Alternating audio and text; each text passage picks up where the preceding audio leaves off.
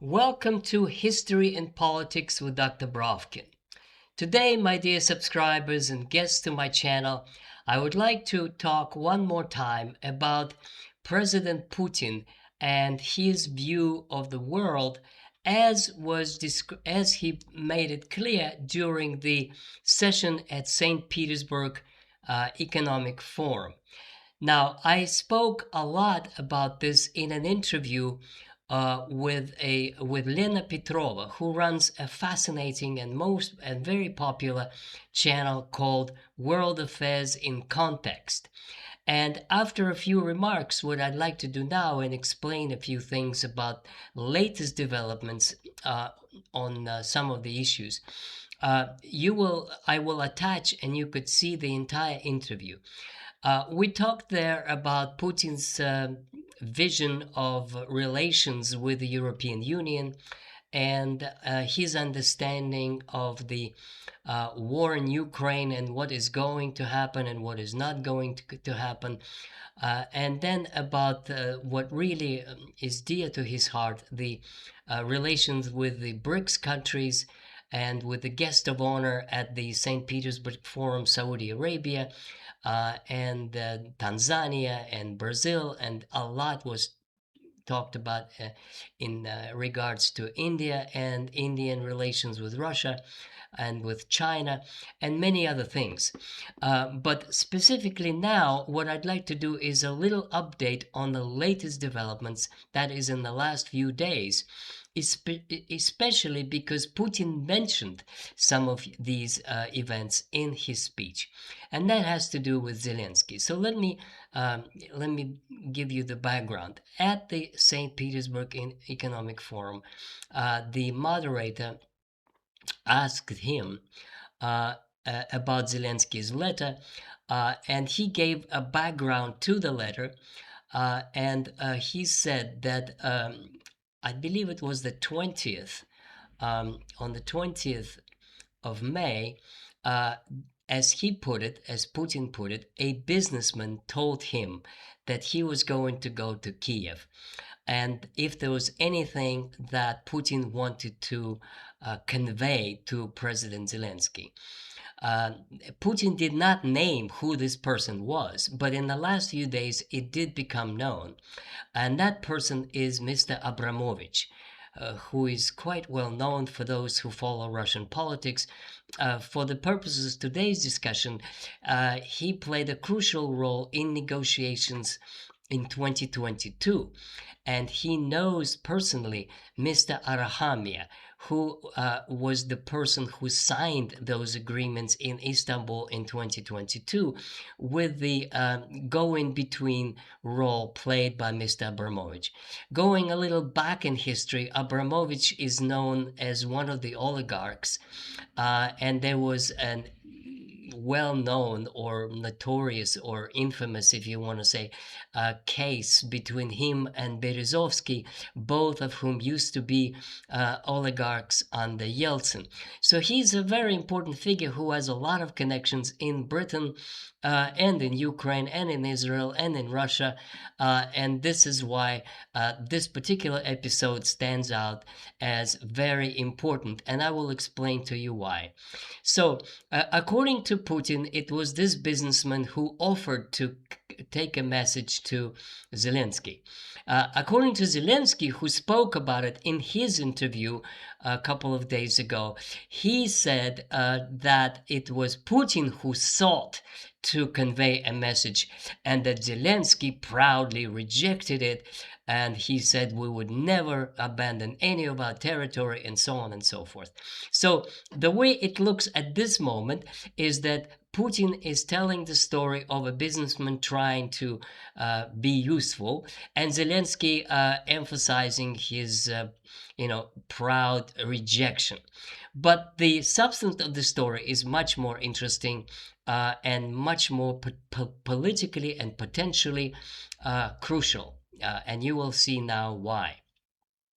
Now, according to some other sources, when Abramovich was in Kiev, he had a chance to talk to Arahamia. Moreover, it is now more or less proven, I can't guarantee it, but this is what sources say, that there was a short conversation between Mr. Arahamia and Putin himself. Why is that important? Well, because Arahamia is not just the person who signed the agreements of 2022. He happens to be the chair of the ruling political party, Zelensky's party, which is called the Servants of the People. And that party controls a majority in the Ukrainian parliament, Rada.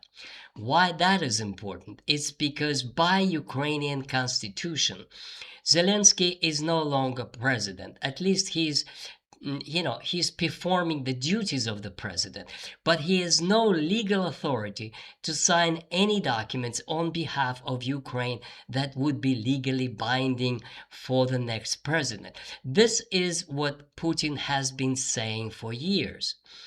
Who has a right by the Ukrainian constitution to sign for Ukraine? The only person who legally has this authority is the chairman of the Rada, of the parliament. Now, the current chairman of the parliament is a Zelensky man, and he is not going to do anything unless he's permitted to do so. However, what some analysts suggest, that there is a theoretical possibility that Arahamia is elected as the chair of the Rada, of the parliament, and then he would be the person who legally is authorized to sign let's say, a peace agreement or treaty on behalf of Ukraine. Now, that is crucial, because if this is true, that there was a conversation between Putin and Arahamia, that potentially could mean, at least this is what Zelensky may feel, is that somebody is preparing his demise. And it is possible to do it quite legally by simply appointing a new head of the parliament. So this is why this episode with Abramovich's intervention is potentially quite interesting and may have consequences. Now, the second thing that happened, as you all know, and that is relevant for today's discussion in terms of Russia's relations with the Europeans, is that the president of Ukraine, Zelensky, met his three backers in London, Prime Minister Starmer and Chancellor Merz and President Macron.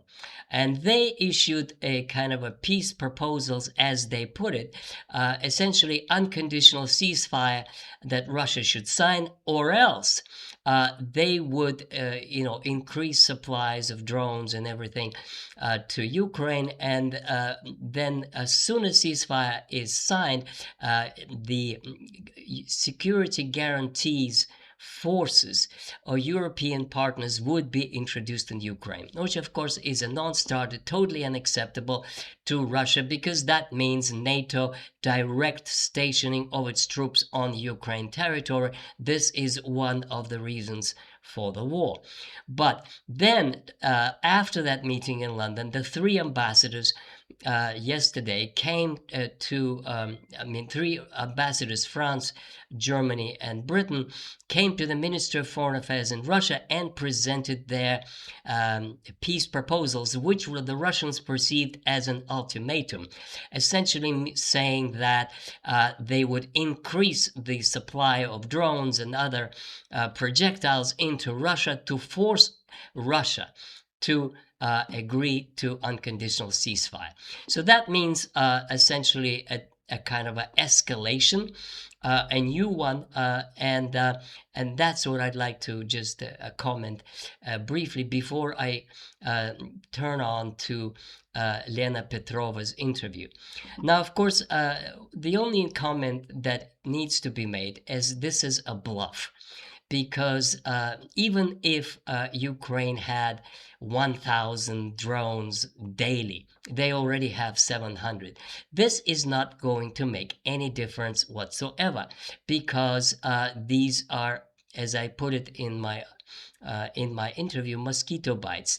They're too small a charge and too minuscule to have any serious effect on the way of the war.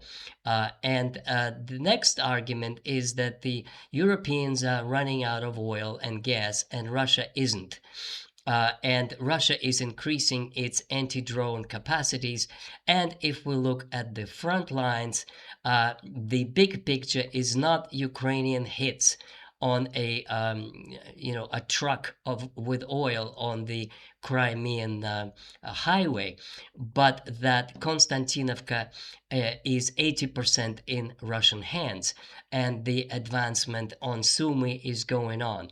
In other words, what we're likely to see in the next couple of months until the fall, where the decisive decisions would be made, is Russian offensive. And one more point is that the Zelensky's publicity machine works so well that as soon as there is some kind of a hit on, let's say, museum in Sebastopol in Crimea, then the whole world is crying, oh, at least the Western media, Ukraine is winning the war. But when the Russians hit something serious, there's no mention of it whatsoever. Neither the Russians are in a hurry to disclose it, nor the Western media, such as there was a hit on a meeting with NATO officers in Kharkov yesterday. And many, I don't know how many, were killed or wounded. And that is also an important sign that the Russians have decided to destroy NATO presence in Ukraine. And these are the officers who are in charge of targeting and missile targeting and satellite communications and all the AI guided electronic warfare. And that hit indicates that the Russians are escalating too. And we are going to see some decisive decisions and battles in the next couple of months. So this is it for the update to today, and what you'll see next is my interview with Lena Petrova. Thank you. This war is about Bandera followers, a small minority in Ukraine, definitely a small minority, who seize power, who control the society, and people must understand a small minority in a modern world full of tools of controlling behavior and violence can hold on to power indefinitely, without any elections, without anything. It is a dictatorship. Welcome to World Affairs in Context, everybody. Today, I'm thrilled to welcome back our good friend, Dr. Vladimir Brovkin. Vlad is a former professor at Harvard and a prolific author of many books on politics and history, including his recent one titled From Vladimir Lenin to Vladimir Putin, a truly fascinating read. I will link it in the description below. Vlad also runs a really great YouTube channel, History and Politics with Dr. Brovkin. Definitely check it out. I have to say that I watch his videos religiously and highly recommend them. In today's conversation, Vlad and I are focusing on Russia's strategic trajectory, the future of the Ukraine conflict, the emerging multipolar world, and the broader implications for global security. Vlad, welcome back to the program. It's so great to see you again.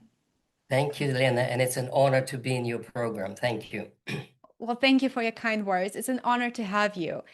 There has been a noticeable escalation in the Ukraine war recently, and as Western media is focused on pushing the same old narrative of Zelensky fighting for democracy, I would just love for us to get to the very bottom of what the recent events actually mean and what their consequences may be. There is really no better way to begin than to share an analysis of Russian President Vladimir Putin's speech at the St. Petersburg Economic Forum. It was a very important event. Putin's speech emphasized sovereignty, strategic competition, and great power rivalry. He also shared crucial details clarifying Russia's approach to the war in Ukraine, which has been evolving, and he shared some insights about Russia's political and economic role internationally. What did you take away from Putin's speech? What did Putin actually reveal in the speech that the entire world should take note of? Thank you. Yes, indeed, he did. And I was very surprised myself because there seem to be two contradictory messages in his speech about Ukraine. To start with, I should say that Ukraine is not the most important topic that he addressed. In fact, for his overall vision of the world, Ukraine is not even number two. It's sort of relegated to a very important but not crucial. And that's also kind of interesting because we seem to be focused so much on the Ukraine war. But the contradictory message is that, on the one hand, he's definitely, I am convinced, this is my understanding, he's definitely not going to hit any of the European countries. No, he's not going to do it. No matter what the provocations are, even if it's proven that, let's say, Estonia provides its airspace, he is not going to go this way. That's on the one hand. But on the other hand, he's absolutely and totally determined to well, to fight to a goal which he does not reveal, but which seems to me to be the end of Zelensky's regime. Because it seems to me he made it very clear that the attacks on civilian targets, much more than, I don't think he's bothered that much by the attacks on oil infrastructure. First of all, it's a legitimate target. And secondly, as I said it in my previous video, these are mosquito bites. I mean, yes, they hurt and they hurt badly, but they really don't make any difference in the long term. It's just a matter of how many days or weeks it would take to repair such and such a facility. It's a question of money. That's it. That's not something that potentially could change the course of war. But when an operator, a drone operator, is guiding a drone into a passenger bus, that's a war crime by any mean, by any measure. The West must recognize this as a war crime. Same thing is hitting a children's dormitory. Same thing is hitting an apartment building in Moscow. So one thing is when you have collateral damage, and you know, like Western media always shows, oh, such and such a Targovy center, such and such a mall is burning, or even apartment buildings in Kiev, and they show Russians hit, the Russians hit. No, it's not true. The Russians don't hit apartment buildings. When they are hit, it's because of the falling debris of the missiles that try to hit Russian drones or Russian other projectiles. So, but they're not deliberate. That's collateral damage. That happens because the war is going on in the skies, but they don't target it. By the way, just a kind reminder to our English speaking audience. During World War II, the Royal Air Force and American Air Force deliberately targeted civilian quarters. And one of the biggest crimes of it was the bombing of Dresden in April 1945, when 250,000 civilians died on one day in Royal Air Force bombing. So since that time, it has become a war crime, and the Russians are not doing it. Anyway, but getting back to your question, what's so interesting is that he is so determined. He just says nothing to talk about with Zelensky. And then he finished his words with the words "работайте, товарищи," which translates as "work, comrades." And many people keep asking me, what did he mean? Why is that? Do you know the answer, Lena?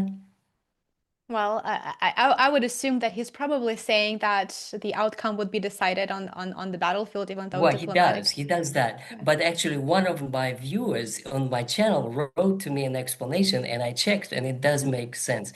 The story is that some time ago, I don't remember which year, but there was a terrorist gang in Dagestan, and they seized Russian policemen. And one of them, his name was Muhammad, and they were going to kill him, and he knew that they were going to kill him. And he cried out just before they killed him, "Работайте, товарищи," which means keep on fighting, my comrades. And since then, it sort of became famous. And what my viewer wrote to me is that in Donetsk People's Republic, many people started putting nashivki, these kind of emblems on their uniforms, работайте товарищи, work comrades, which is kind of like as a symbol of resistance to terrorism. That's what it has become. And I think that's what Putin meant, that these are terrorists and we are going to resist until they are defeated. So I think it's bad news for Zelensky. I think Zelensky has signed his own at least political end, if not a physical one, by this arrogant attack on civilian targets. That's what it is. This is fascinating, and I'm so glad that you mentioned the end of his speech because I was actually, caught off guard by that too, and I didn't know the history behind it, so it definitely makes it so much more meaningful, Yes. and provides more context. Now, during his speech, he also referred very briefly to Zelensky's letter, and some commentators here in the West point to Zelensky's letter to President Vladimir Putin as a sign that it is actually Putin who doesn't want peace. And Zelensky wrote the letter, so he must be seeking peace. That's their story. However, the tone of Zelensky's letter did not really signal an attempt to negotiate in good faith. It showed no respect in terms of, wanting to come to a common ground, in terms of truly seeking some, bridge the gaps. That letter didn't really signal that, and the tone was arguably diplomatically unacceptable. Vlad, was Zelensky's letter truly meant to be a signal for peace, or was it just a charade to confuse and to distract? It was definitely not a message to negotiate, and it was arrogant and it full of insults and taunts, like we got you in St. Petersburg and we could have spoiled your parade and we can do this and we can do that. It's boasting. It's like typical, people should understand Zelensky is a showman. He always wants to be in the center of attention. He's like an actor who constantly needs to be admired and applauded to. And this is why he goes all the time to the European capitals where they hug him and praise him and give him money. The letter is really self-congratulatory. See what a macho man I am, and I'm younger than you, or you old. You're gonna die, and I'm gonna survive you. I mean, it's full of insulting taunts. But if you look at his proposals, there are none. It basically says a ceasefire and exchange of prisoners and return of civilians. And okay, fine. So that's not a solution. And then, as far as the territories, we will never surrender any territories, and we will never do this and never do that. So I think what's important to understand for your viewers is that Zelensky cannot accept anything. And it's not because he is such a macho man that he wants to die fighting. If he does, such to suppose that he's going to be killed by the Azov battalion, they will not allow any Ukrainian leader to come to any compromise with the Russians because they hate the Russians, because they're driven by hatred. It's not a rational kind of fight of two neighbors over territories. That's what you can, present it, but it's not like this. This war is not about territory. This war is about Bandera followers, a small minority in Ukraine, definitely a small minority, who seize power, who control the society. And people must understand a small minority in a modern world full of tools of controlling behavior and violence can hold on to power indefinitely without any elections, without anything. It is a dictatorship, but it's a dictatorship within the dictatorship. Zelensky was elected on a peaceful program in 1990 and 2019. He is the hostage of the Bandera Russia haters, and he cannot afford to step away from it. So he's using, and since then, its ideology is not important. What he's doing is essentially making money, saving for a rainy day. He's got a villa here and a villa there, and his parents in Israel, and golden toilets, and billions and billions and billions that pass through Ukraine. Is probably the richest cash country in the world because, it's a fun story I have to tell you. I saw a program that said that there was a company in the West that produces luxury yachts. and they said that they have a list of orders, all by Ukrainians, for several years ahead. And each of those yachts costs maybe 100,000, 500,000. I don't know. I don't have a yacht. Anyway, the point is that's the kind of elite. These are people who use their position for personal gain. That's a classic definition of corruption. Use of a public office for personal gain. That's what he's doing. The rest of it is just a show. It's just a show. It's not serious conversation at all. In terms of the war conduct, Ukraine carried out 2 rounds of strikes on St. Petersburg, presumably using the Baltic states' airspace, which technically makes these states co-belligerent and in theory might warrant a direct response by Russia. Now, in the beginning of this conversation, you mentioned that you do not believe that Russia will strike a NATO country just because Russia doesn't want an escalation and for other reasons. Well, Ukraine is being supplied primarily with drones, not heavy artillery. So Europe is betting on, appears to be betting on increasing military pressure on Russia via deep drone strikes on its territory, as well as damaging its oil facilities in order to inflict economic damage. Could increasing drone warfare, such as what we saw in St. Petersburg, could that actually alter the Kremlin's strategic calculation? And if so, in what way?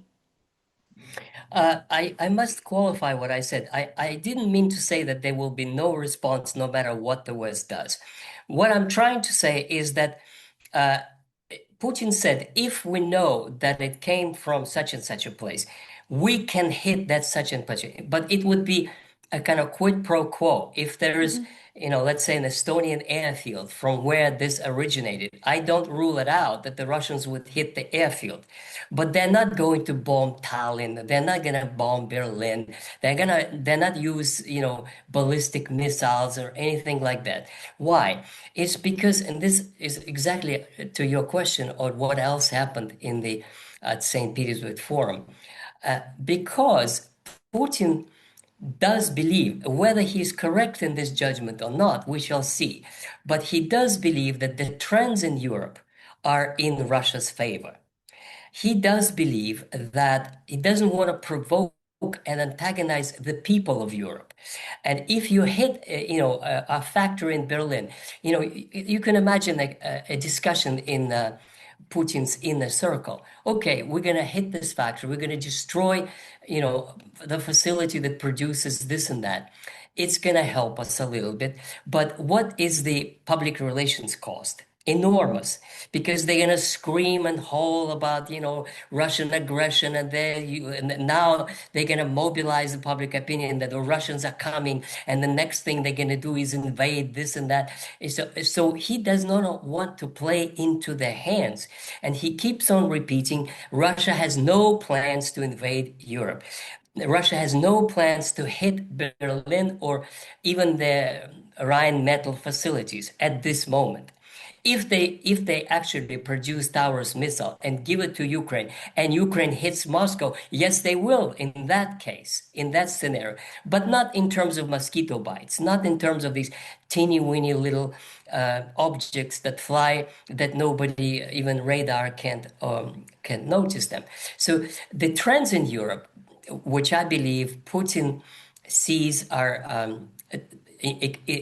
accelerating, is the rise of what they call in Europe nationalist parties. In his parlance, it would be normal patriotic parties. They don't want to be a part of European dictatorship of Madame von der Leyen and Brussels bureaucracy, and they want to defend their own national interests in this multipolar world. And these national interests actually are not in favor of a European bureaucracy. This is a separate issue and a very complex one. But and I can talk a little bit about that to explain. But the point is that Putin believes that time is working for Russia. And I wanted to check him, that is to say, Putin, and I opened up some information about political trends in Germany. And I was amazed by what I saw. And what I saw is that 30% of people in West Germany support AfD. alternative for Germany, 30%. That's the biggest political party, even in Western Germany. And in Eastern Germany, it's 45%. And combined, I mean, they are number one political party in Germany now. Now, if everybody gangs against them, which they have been doing, it only leads to one more result. These everybody's are losing all the time, and AfD is winning all the time. Why? It's because they say quite clearly. I made a show on about them once, but they accuse them of being racist and about Nazis and all this nonsense. They're not racist. They're not neo-Nazis. They're not pro-Russian. They want to have normal trade relations with Russia. They want to restore Nord Stream 1 and 2. They want to limit immigration, which is nothing Nazi about it. A country has a right to control who comes and who doesn't come to their country. And they have let millions of foreigners in the last 10 years. And it's natural that, and they want to restart German industry. And that could only be done, they argue, by cheap energy. And cheap energy could only be had by buying Russian oil. So that's it. It's just very simple. And I think Putin is counting and promoting that inevitable trend that Europe will come to its senses, realize Russia is not a danger. And therefore, what's the point of playing into their hands and in responding roughly to something that could be handled in another way? So I think this is one of my biggest takeaways, is that is going to be intensification of war against Zelensky regime. That I am sure. But there will not be any intensification on attacks on the European countries, including those that supply drones. They will find ways, there are other ways to discourage them. And we can discuss what ways, but there are many other ways that one could teach a lesson to Denmark or Poland or Lithuania or other countries that are eager to fight Russia. When I listen to Russian commentators and some of Russian sort of mainstream political commentators, I hear a new trend. And the trend is, why are we so restrained? Who is restraining us? And what's holding us back? And so while, there's so much discussion about Russia's sort of international stance and Russia's international politics and its approach toward adversaries in Europe and the United States, arguably, that could be viewed as a co-belligerent as well. There's very little discussion about domestic changes and domestic pressures that the Russian president and his leadership are facing. So would you say that there is a growing sense among Russian, not only political commentators, but the Russian public in general, that points to a dissatisfaction of sort of waging a war for 4+ years and still being restrained and still not sort of, addressing logistical issues that could have been addressed that allow drones to be transported from Poland all the way to the Eastern Front, and many other things that effectively say, well, this is not really how a military operation or military activity is typically conducted. Yet for some reason, the political decision in the Kremlin is made to act with a great degree of restraint. Mhm. I thought about this question for a long time. It really bothers me, and I have the answer. This is why I was so pleased with his speech at St. Peter's Forum. I do have the answer now, which I didn't a week ago. The answer is very simple. Putin takes everything into consideration, and the Russian analysts do not. Yes, there is a certain war fatigue. And the more Zelensky hits Russian targets, he thinks he destabilizes Russia and people will rise against Putin. No, no, no, no, no. It's exactly the other way around. The Russians want Putin to hit him harder and quicker and bring the war to a speedy conclusion. And he understands it. Is one thing about Putin, he's been in power long enough that he really does understand how the public feels. He has this sort of innate understanding. Um, this is why, I sort of a side note, Nicholas II once wrote that he really understands the Russian people, but he didn't.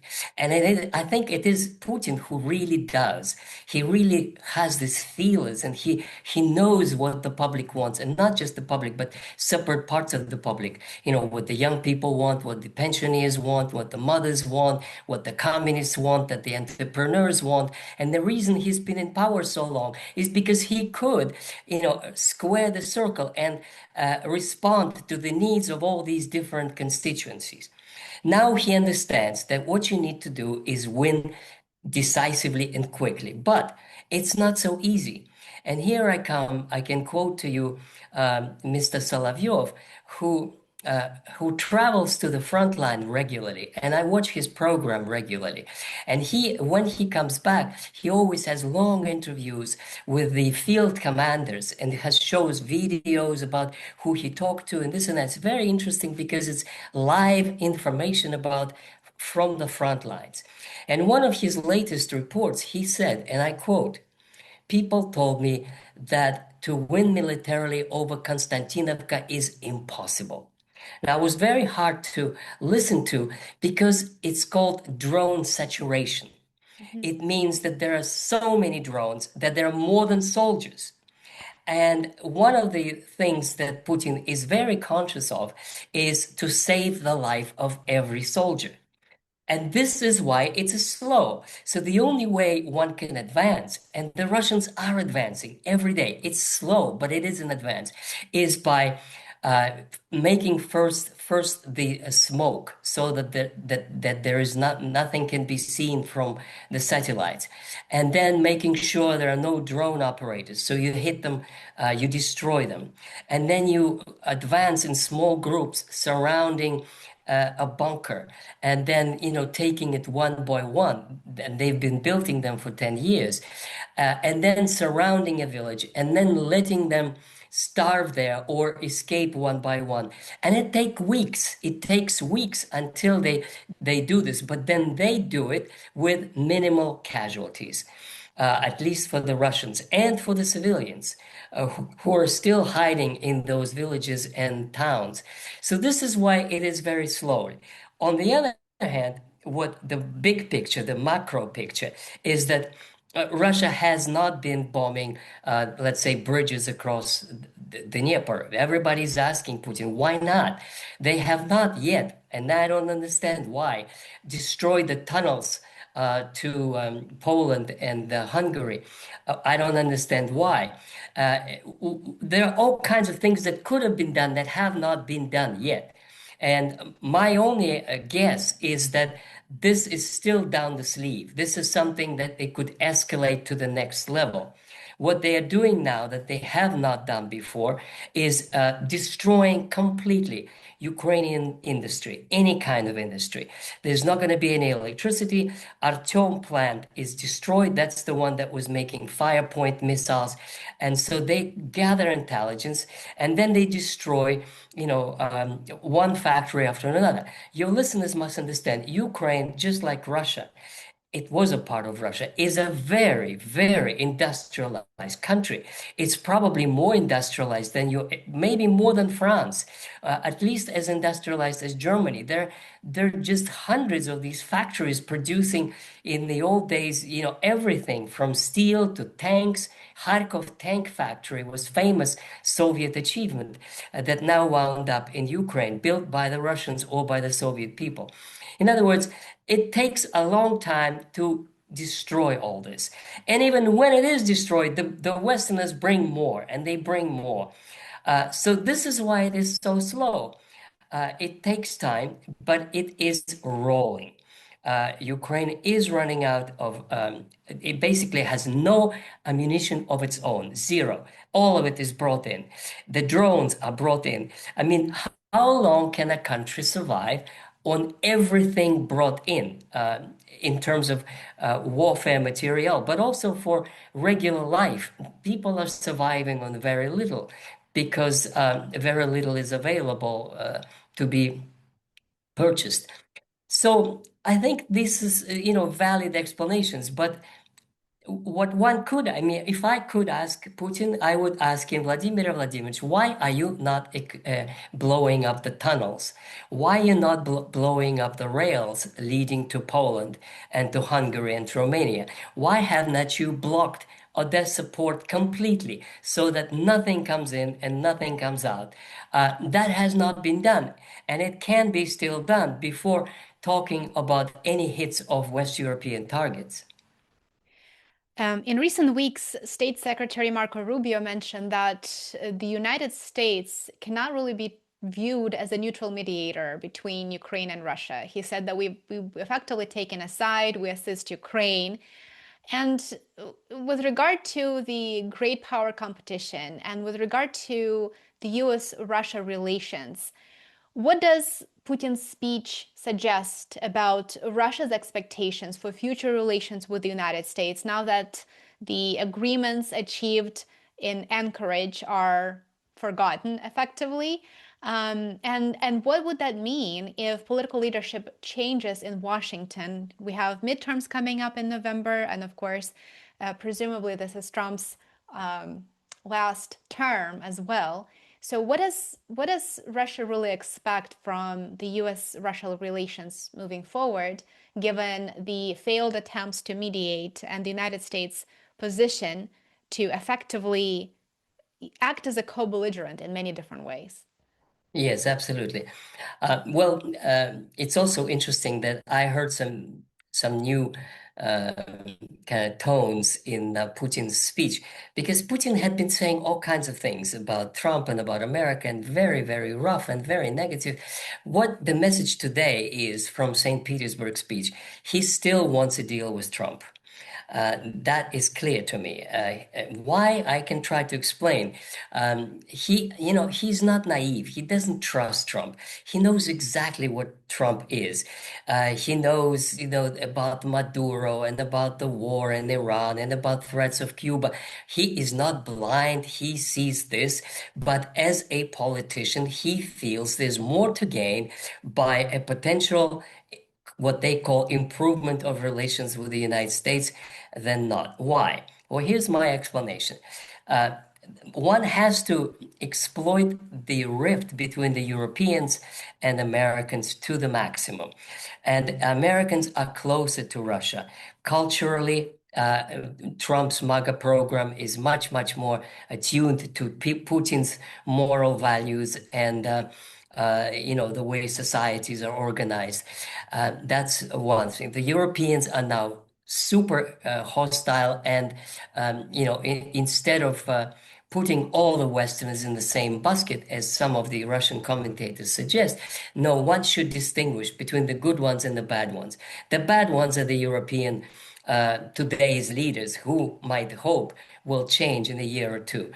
Now, what Russia could gain by cooperation with America, I think that's what Putin thinks, that I might be different, although I agree with him to a large extent, is that just like with Saudi Arabia, Putin hopes to create a kind of a condominium on oil and gas sales worldwide, kind of a OPEC plus plus, including the United States, so that he kept talking about that the business in the world needs stability, predictability.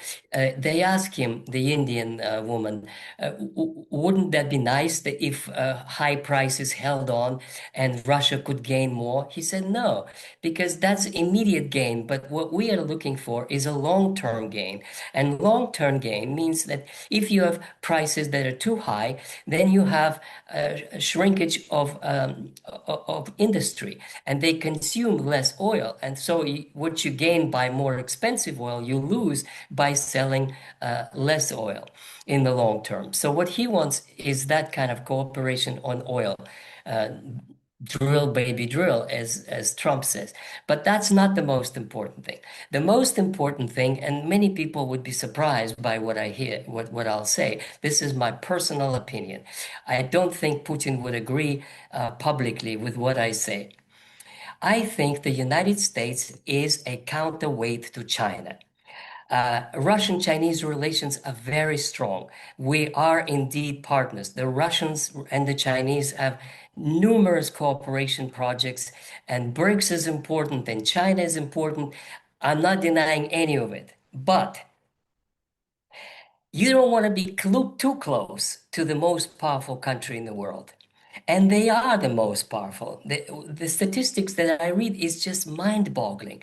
The real Chinese economy is already twice the size of the United States. And that is if you don't count all these, financial transactions and what lawyers pay to lawyers and when insurance pays to insurance, but if you count the industrial base.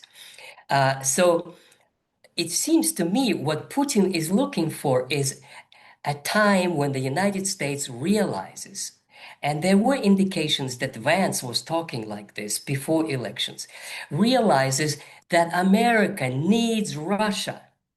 America needs Russia as a counterweight to China. Not that that Russia would jump into America's, arms and forget about China. No, but there would be, as I put it in my video in January 2026, three kings. There would be three kings who would deal and negotiate and the most important thing, live in peace.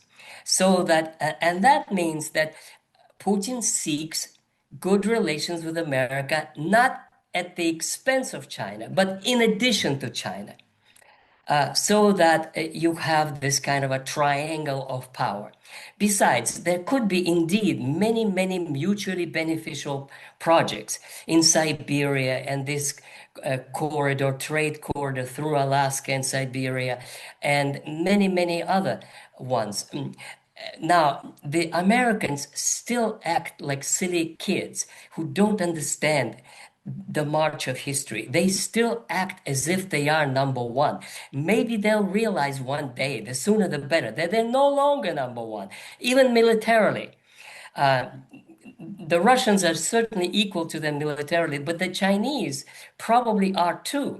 And in a continental battle, there's nobody who can match the Chinese, not even the Russians. I mean, they are colossal, well equipped, well fed, well equipped with the most modern equipment. They are the biggest and the strongest power on earth, including in the military.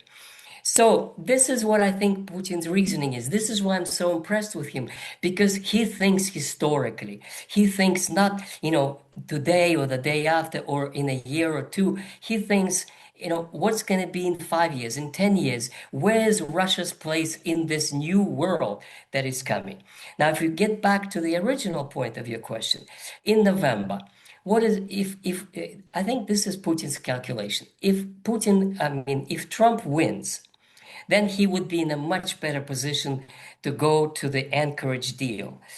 Regardless what the opponents are saying, he would be the king who could do whatever he wants in the last 2 years, especially something that he could convince the public is in the interests of the world and of America. If he loses, he might still do whatever he wants, at least where he does not require a vote in the Congress if he loses the Congress. He can, and that is foreign policy. He doesn't need any assent of the Congress in his foreign policy initiatives. Another thing which I think Putin wants very much is to help him get out of the entanglement of the Iran war. I think this is sincere, and this is where Russia is really in a unique position because they are friends with Iran. I read Iranian press on St. Petersburg speech, and it's very warm. It's very, very supportive of Putin, and they're very, very thankful to Russia and to Putin for the support. On the other hand, Putin wants to help Trump to get the way out, to find a way out.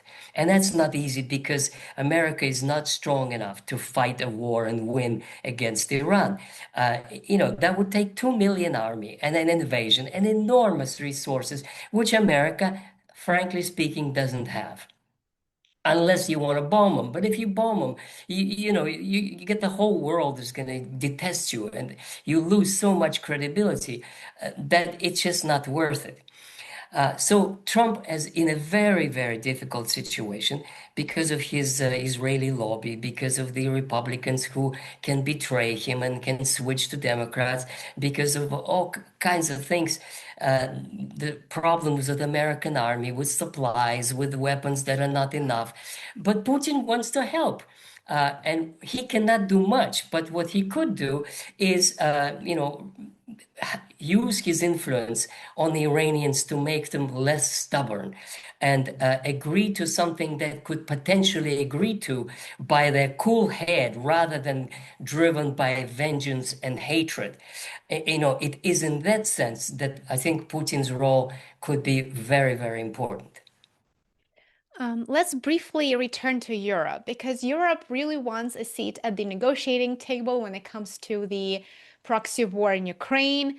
When it comes to the relations with Washington, it seems that Europe has very much become a vassal and it is trying to sort of chart its own path in many different ways, especially in the context of the war in Iran, because it refused to provide assistance to the Trump administration. But still, Europe very much wants to be seen as a global power. And by Europe, I really mean the EU. But is Europe becoming less relevant to Russian strategic thinking these days? No, no, I don't think it's relevant. It's less relevant in terms of future of Russia. Russia, is not interested anymore in Europe as a partner that used to be. And Putin and Russia realize that it's not going to happen. And if it does going to happen, it's going to take 10 or 20 years for it to become as it used to be, if ever. So from that point of view, Europe is gone. Another important point is that Europe, in terms of its industrial capacity as a trade partner, is becoming less and less relevant because the center of gravity of world production is moving eastwards. And Germany of the 1980s was a superpower, but Germany of 2026 is not. It's like relatively important industrial area, but it's relatively backward, just like France is. Their markets, their innovation, their what they can offer in terms of technology is less and less relevant, especially for Russia. China is more important, India is more important, Indonesia is more important. That's where the action is. However, Russia does want to have normal, good neighborly relations, that everybody does whatever they want without inciting hatred and war. And that's what the European leaders are doing now. And this is unfair, Putin thinks, and I agree. It's just unfair. He keeps on saying Russia has no plans to invade Europe. And they keep on saying, Russia is going to invade Europe, Russia is going to invade Ireland, Russia is going to do this and that. That's what is so irritating. But again, I think what Putin is counting on is that next year we will see what's going to happen in France. Chances are that well, definitely the Macron is no more.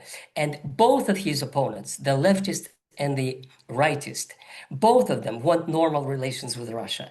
So this is kind of important. France is an important country, at least in terms of what's happening in Europe. Now, if that happens, and if AfD is a part of a future government, then one could say goodbye, Callas, goodbye, von der Leyen, and the policy of European Union will change because it does depend on not on the Baltic midget countries, a million population each, but on the big powers. And that's basically the founders of the European Union, Germany, France, and Italy. That's what it depends on the will of those three.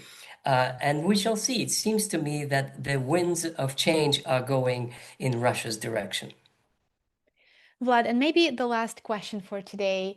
I would love to get your thoughts on Russia's global standing as is sort of seen in Putin's recent speech and the things that he has revealed.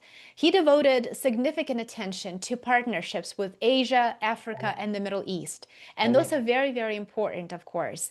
How does the Russian leadership see Russia's role in this transforming international order, and how does it see its engagement in Asia, Africa, and the Middle East in this transforming and changing world?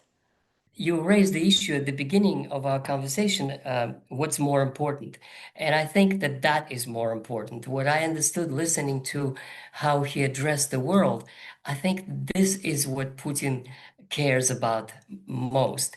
Whether this is justified or not, I don't know. But he definitely does.